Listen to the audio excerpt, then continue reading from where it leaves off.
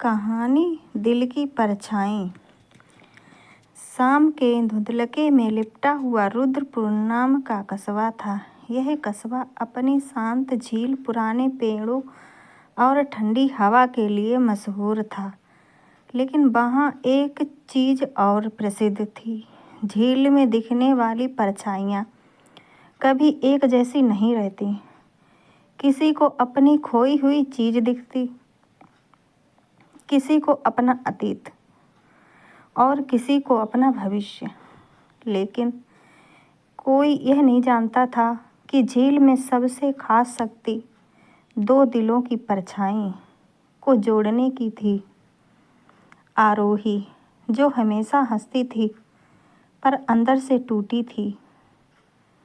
आरोही शहर से यहाँ आई थी कहने को नौकरी के लिए, पर असल में वह भाग कर आई थी। उसकी हंसी लोगों को बहुत अच्छी लगती थी, लेकिन उसके दिल में हमेशा एक ठंडी खाली जगह बनी रहती थी, जैसे किसी ने उससे बहुत कुछ छीना हो।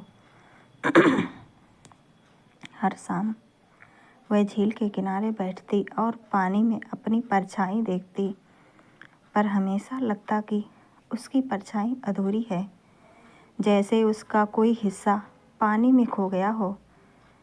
विवान, जो दुनिया को मुस्कान देता था, खुद को नहीं। विवान बचपन से रुद्रपुर में रहता था। उसकी आदत थी कि लोगों को मुश्किलों को हल कर दे, लेकिन अपने दिल की बात कभी ना कहे। वह झील किनारे स्केच बनाता था, परछाइयों का, लोगों का, पहाड़ों का, पर उसने कभी किसी का चेहरा साफ नहीं बनाया था, क्योंकि वह कहता था दिल के असली चेहरे को कागज़ पर उतारा नहीं जा सकता। एक शाम उसने आरोही को रुकते देखा। उसने पूछा नहीं, बस चुपचाप उसके बगल में बैठ गया। कभी कभी चुप्पी ही सबसे बड़ा सहारा होती है। अगली शाम आरोही ने फिर पानी में देखा, लेकिन इस बार वो चौंक गई। पानी में उसकी परछाई अकेली नहीं थी। उसके पास एक और परछाई खड़ी थी, विवान की। वह डर गई। ये कैसे हो सकता है? विवान तो मेरे पास नहीं है। उधर विवान भी अपने स्केच बुक में अनजाने में किसी का चेहरा बना रहा था। वह आरोही का था। दोनों यह नहीं जानते थे कि झील उनकी किस्मत जोड़ रही थी। दो दिल करीब आए बिना बोले। विवान ने एक दिन पूछा, तुम क्यों रोती हो झील किनारे?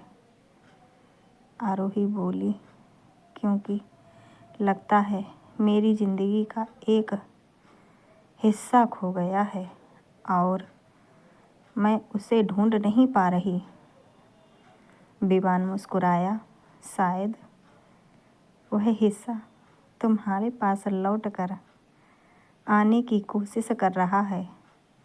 वह रास्ता नहीं मिल रहा है। उसके शब्दों में कुछ ऐसा था जो सीधे दिल में उतर गया। धीरे धीरे दोनों का झील से रिश्ता गहरा होता गया।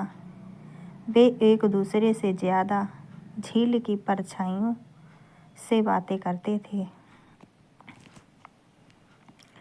सच जो झील ने दिखा दिया। एक रात भारी धुंध थी। आरोही झील के पास खड़ी थी और पानी में देखा। आज उसकी परछाई बहुत स्पष्ट थी। और वह पूरी थी।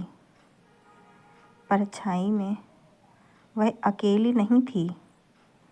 विवान उसका हाथ पकड़े खड़ा था, जैसे पानी कह रहा हो, तुम दोनों एक दूसरे का अधूरा हिस्सा हो। आरोही पीछे मुड़ी। विवान वहाँ खड़ा था। उसकी आंखों में एक चमक थी। वह बोला, आरोही, मैं हमेशा दूसरों के टूटे हिस्से जोड़ता था, लेकिन शायद मेरी अपनी जिंदगी का खोया हुआ हिस्सा तुम हो।